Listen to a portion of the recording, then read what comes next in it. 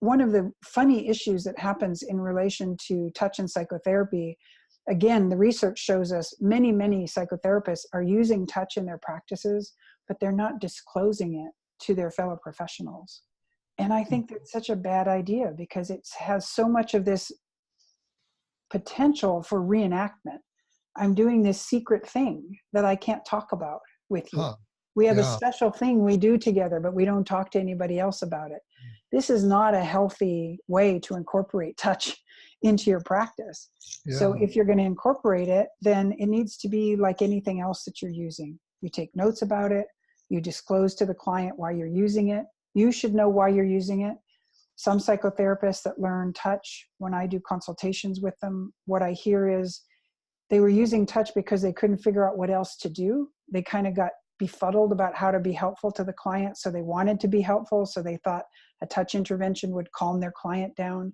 That's not a good reason to use it. You want to know why you're using it, how it's going to be helpful to the client.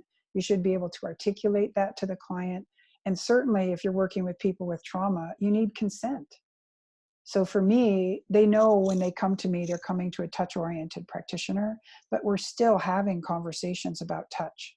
And I'm still asking permission. I'm still checking with them to see if it's okay.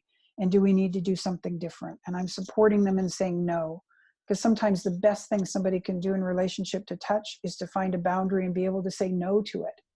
Maybe for the first time in their lives, if they've been abused or had necessary medical procedures that they really didn't want, but they were helpful to them, but it still felt like a boundary breach to them. For them to say, no, I don't actually want you to touch me, is a huge step towards repair in their trauma. So for me, the ability to create that boundary is potentially the most significant thing that might happen in relation to touch.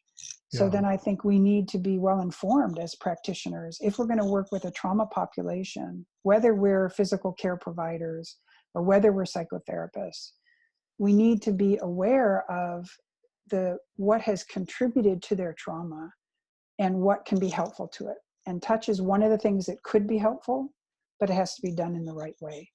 So for me, I'm an advocate of it, but it has to be done in a healthy and informed way.